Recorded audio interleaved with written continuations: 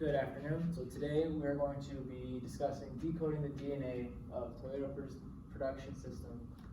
My name is Michael Oshansky. And I'm David. We have a table of contents where it shows that we will be discussing our introduction, followed by Toyota production system and scientific method, 4 rules underlying the system, the 4 rules, Toyota's commitment to learning, the relevance in today's practices, and how this article correlates to the chapters we've discussed. In the introduction, we see is the Toyota production system has been long hailed as the source of Toyota's outstanding performance as a manufacturer. Within their distinctive practices being widely introduced elsewhere, unfortunately very few manufacturers have managed to imitate Toyota successfully. So the question is, what is it that distinguishes Toyota from all the other companies?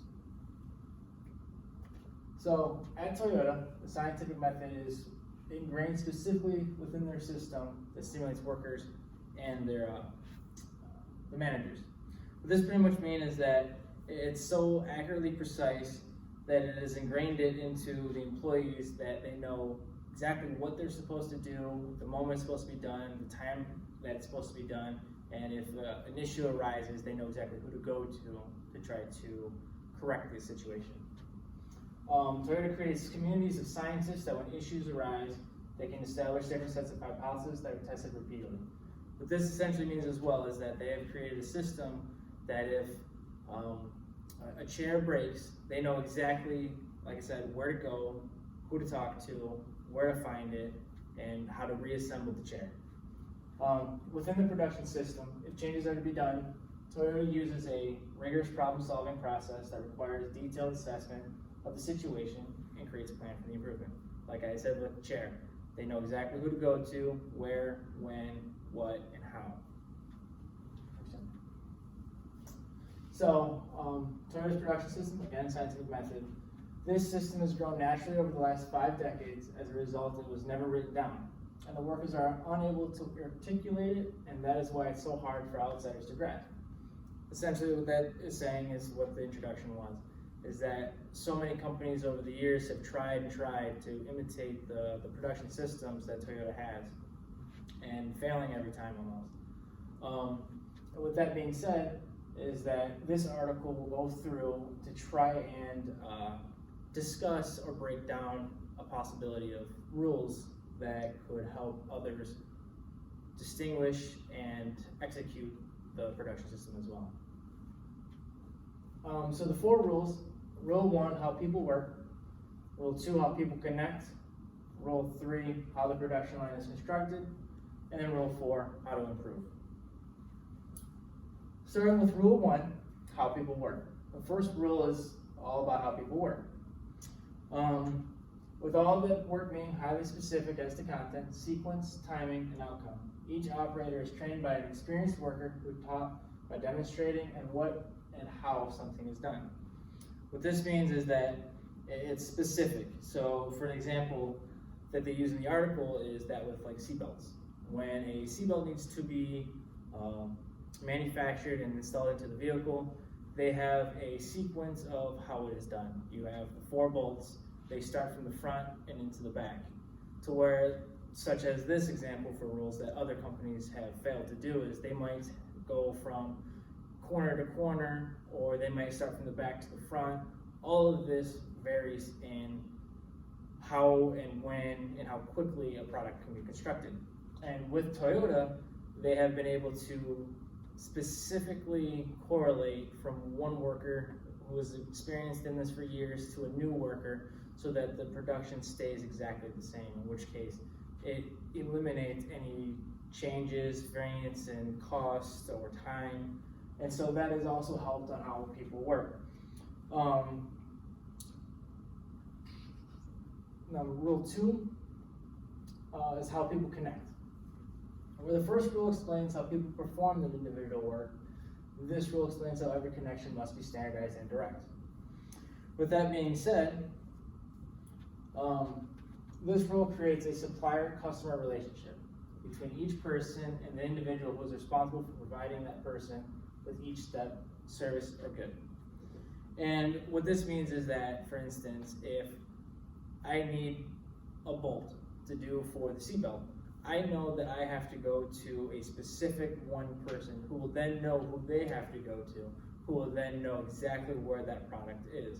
And with that being done, it eliminates the struggle for me to rapidly go find somebody that might know, who will then also go and might find somebody who might know, and so on and so forth. And with that, it creates a larger time frame in which, you know, it might take for me to get that one bolt that is required. And so this helps establish a direct relationship between the floor worker and a manager, supervisor, or supplier.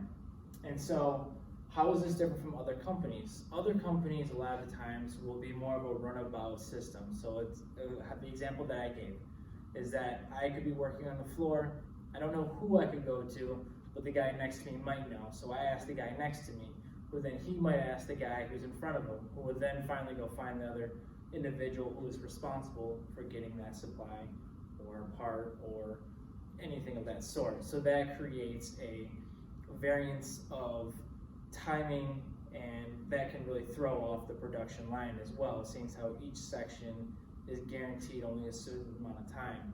And so that helps create like the connection between people. Toyota has established specific people for specific roles, and so that there's no scattering to find out who it is that you need to get. Rule 3. So rule 3 here, this is how the production line is constructed. So throughout most of the plants, Toyota has something set up to where, like he had mentioned in the previous slide, where everything has a specific place, a specific timing. You go to a specific person, everybody knows, and every part of the production line goes to a specific place. Everything is synced, it's coordinated. The point of this is when the production lines are designed in accordance with this rule, usually it means that the product is going to go to the next place, and it's going to be a certain time. There's no, I guess there's no loops or there's no additional flows, so it's always going to go to the same place at the exact same time that it needs to go. This just helps, you know, this just kind of helps with the whole idea of like, there's nothing needs to be replaced. So if the system is broken, they usually shut down the whole entire line. And then they ended up having to do, like he had mentioned before, with going and having a hypothesis tested, having a whole new method retried, and then they put it back in production. For rule 4 on how to improve, honestly, the first step for Toyota is always to identify what the problem is.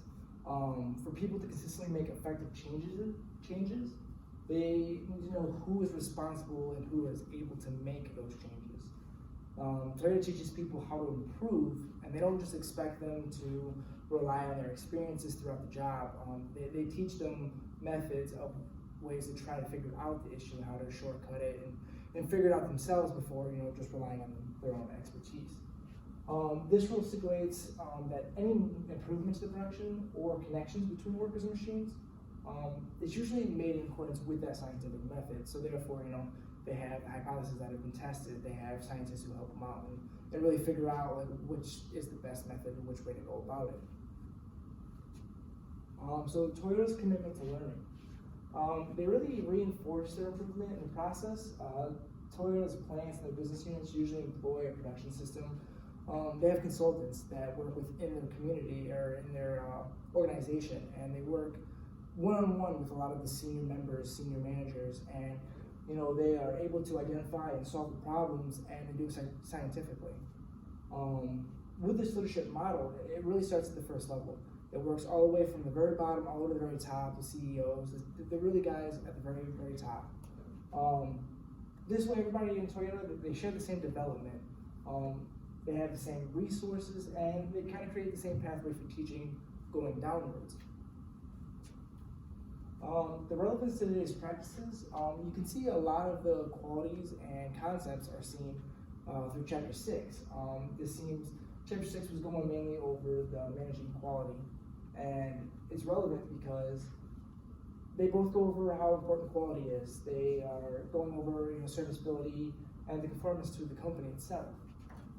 With the 7 constants of TQM, which was total quality management, which has many of the same similarities as Toyota's production system. The relevance is they have the continuous improvement, they have employee empowerment, and they also have the benchmarking. So, the relation to the class chapters. So what has been used so far is for Chapter 7, Chapter 9, and Chapter 16. These three have been the broad chapters in a sense used. Almost all chapters touch base on the production line. But with that being said, you can see process strategy in a lot of ways. It's the objective to create a process to produce products. That meets customer requirements within cost and other manageable constraints. Essentially, what they're saying is that with my examples that I've used for Rule 1, Rule 2, is that they cut out time, they cut out the confusion, which then creates a better opportunity for them to have better quality. They have more production per minute or hour. So if they're unable to, typically roll out one vehicle every hour, if they have all these constraints and variances and everything else, they then lose money because now they can only produce half a car an hour in a sense. So you can see, Chapter 7, process strategies, very well laid throughout the entire article. You can also see Chapter 9, the layout strategy. So the objective is to develop an effective and efficient layout that will meet the firm's cooperative or competitive requirements. Essentially what this is saying as well is the same thing. You can't go from point A and point D and walk across the building. So they have everything set up specifically next to each other to make the production run smoothly. They have A, B, C, D all on the line. So that way then when it's going to A, it's going straight to B, straight to C, straight to D, and out the door. Instead of having to worry about it getting lost, misinterpreted, or confused going from point 1 or point A to point D. And so with that being said, you can really see Chapter 9, the strategy or layout strategy, very thoroughly throughout the entire thing. Also, you can see is Chapter 16, lean operations. An approach to management that focuses on cutting out waste whilst ensuring quality. Again, for the example that I had used. Being able to locate the bolt and do it in a specific order of which that is required for everybody to do throughout the decades that it's been operating has ensured that the quality is good because it hasn't changed. So if it was great 10 years ago and it was done from the bolts in the front to the back, if it's done today front to back, it's going to be the same quality, and it ensures that the company is providing what the consumers are wanting. And this also cuts out the waste of, like I said, confusion, going in different routes, variances, and stuff like that.